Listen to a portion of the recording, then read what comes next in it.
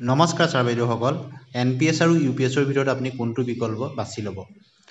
অৰ্থাৎ NPS আৰু UPSৰ মাজত বিকল্প হিচাপে ল'লে UPSত কি লাভালাভ থাকিব? এই সম্পৰ্কত কেইবাটাও প্ৰশ্ন কৰা হৈছিল, যাৰ উত্তৰ 24 মাৰ্চ তাৰিখত দিয়া হৈছিল। আৰু কিটা প্ৰশ্ন সোধা হৈছিল আৰু উত্তৰত কি আহিল আমি সকলোখিনি ডিছকাছ কৰিম। ভিডিঅ'টো স্কিপ নকৰাকৈ শেষলৈকে চাব। য'ত আনুষ্ঠানিকভাৱে বিত্ত মন্ত্ৰালয়ৰ ফালৰ পৰা ইউনাইটেড পেনশ্যন স্কিমৰ লাভালাভ বিষয়ে জনোৱা হৈছে। আৰু প্ৰশ্নটি কৰিছিল শ্ৰী ধৰ্মেন্দ্ৰ যাদৱ, সন্মানীয় সংসদ হয়। আৰু প্ৰথম প্ৰশ্নটো, क्या वित्त मंत्री बताने की कृपा करेंगे? वित्त मंत्री এই কথা জনাব নেকি? एकीकृत पेंशन योजना के पूर्ण कार्यान्वयन की समय सीमा क्या है और इनमें मौजूद नई पेंशन योजना NPS के अंशदाताओं पर क्या प्रकार प्रभाव पड़ने की संभावना है?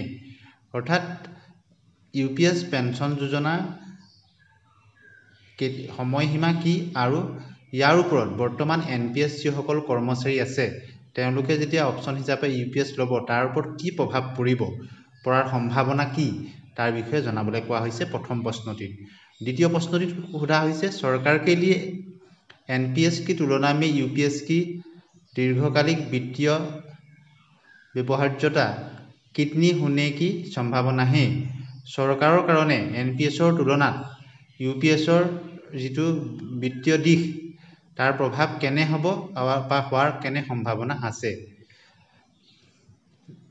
3 নম্বৰ প্ৰশ্নটো সোধা হৈছে NPS की तुलना में UPS में निवेश करने का कितना लचीला है? অৰ্থাৎ NPS আৰু UPSৰ ভিতৰত UPSক বিকল্প হিচাপে ল'লে তাত কি লাভ হ'ব?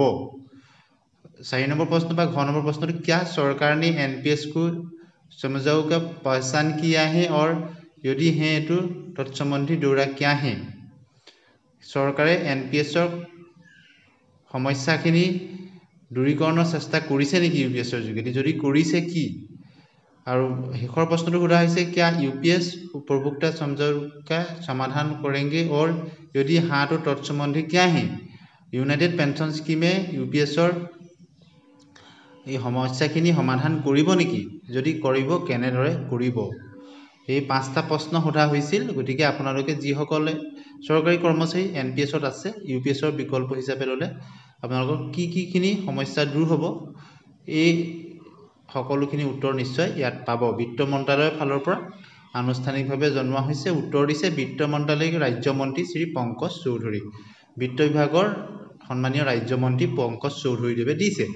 प्रथम प्रश्न तो उत्तर दिसे राष्ट्रीय पेंशन प्रणाली अर्थात NPS के अंतर्गत शामिल किए गए केंद्र सरकार के कर्मचारियों को सेवानिवृत्ति के पश्चात सुनिश्चित मासिक वेतन प्रदान करने के उद्देश्य से राष्ट्रीय पेंशन प्रणाली के अंतर्गत सरकार द्वारा दिनांक 24/1/2025 को एक विकल्प के रूप में एकीकृत पेंशन योजना के अधिसूचित किया गया है। অৰ্থাৎ ৰাষ্ট্ৰীয় পেঞ্চন অৰ্থাৎ NPSৰ অন্তৰ্গত কৰ্মচাৰীসকলক যাতে নিশ্চিত এটা পেঞ্চন প্ৰদান কৰা ব্যৱস্থা কৰিব পাৰি তাৰ কাৰণে 24/1/2025 তাৰিখৰ যি অধিসূচনা তাৰ দ্বাৰা UPSৰ বিকল্পটো অনা হৈছে বুলি কৈছে। ৰাষ্ট্ৰীয় পেঞ্চন প্ৰণালী NPS के अंतर्गत शामिल किए गए कर्मचारियों के सेवानिवृत्ति के पश्चात सुनिश्चित पेंशन यात सुनिश्चित पेंशन তেওঁলোকে পাব और राजकोषीय रूप से उत्तराधिकारी बिनपोषित और अंशदायी पेंशन योजना सुनिश्चित होगा के लिए UPS की परिकल्पना किया गया है। अर्थात ইয়াত যিটো বজাৰৰ ওপৰত নিৰ্ভৰশীল NPSৰ কথাটো ইয়াত নাই। ইয়াত কিছু শৰ্ত আছে, সেই শৰ্তখিনি যদি ফুলফিল কৰে তেতিয়া নিশ্চয় নিশ্চিত পেঞ্চন এটা ইউনাইটেড পেঞ্চন স্কিমত লাভ কৰিব। আপোনালোকে নিশ্চয় জানে ন্যূনতম 10 বছৰ হ'ব লাগিব আৰু যদি 25 বছৰ বা তাতকৈ বেছি হয় তেতিয়া 50% পেঞ্চন পাব। এতিয়া দ্বিতীয় উত্তৰ কি আহিলে চাব। UPS निर्धारित लाभ के साथ निर्धारित अंशदान योजना है। यह कर्मचारियों के सुनिश्चित पेआउट के लिए लागू अंशदान कर्मचारियों नियोक्ता दोनों से या नियमित और समय पर संचयन तथा निवेश पर निर्भर करता है। অৰ্থাৎ ইয়াত অংশদায়িত্বৰ ওপৰত ভিত্তি কৰি লোৱা এটা ব্যৱস্থা। য'ত কৰ্মচাৰীজন নিজে আৰু যিজন এমপ্লয়াৰ অৰ্থাৎ গভৰ্ণমেণ্টৰ দ্বাৰা অংশ তাৰ ওপৰত নিৰ্ভৰ কৰি তেওঁ ভৱিষ্যতলৈ নিশ্চিত পেঞ্চন লাভ কৰিব।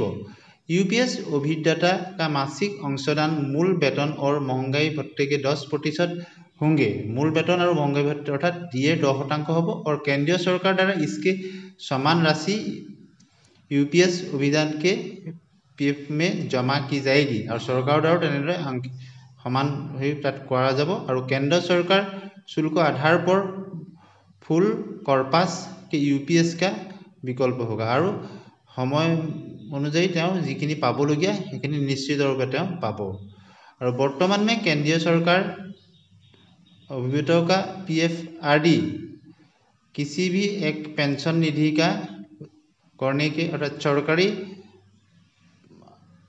प्रतिभूतियों में 100% निवेश संतुलित लाइफ साइकिल निधि जिसमें अधिकतम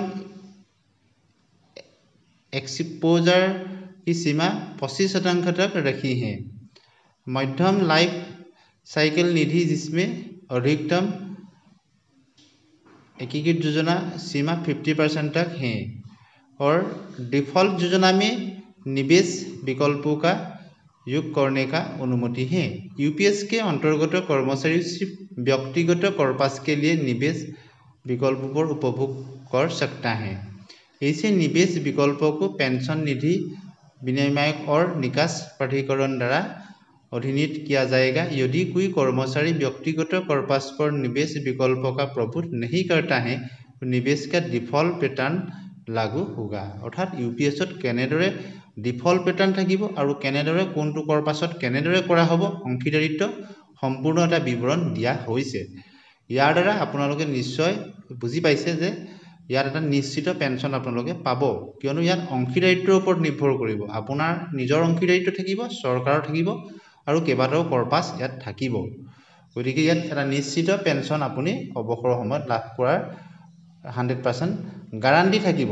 কিন্তু তাত আপোনাৰ যিটো শৰ্ত ন্যূনতম 10 বছৰ হলে 10,000 টকা মিনিমাম পেঞ্চন আৰু যদি 25 বছৰ বা তাতকৈ অধিক হলে আপোনাৰ অৱসৰৰ সময়ৰ 50% পেঞ্চন থাকিব। ইয়াৰ উপৰি অন্যান্য হিতানত কেনেদৰে জমা হ'ব 18.5% চৰকাৰৰ ফালৰ পৰা থাকিব আৰু আপোনাৰ নিজৰ যি দিয়ে আৰু বেছিকৰ মিলাই যিটো 10% থাকিব সেইখিনি তেনেদৰে কৰ্তন কৰা হ'ব।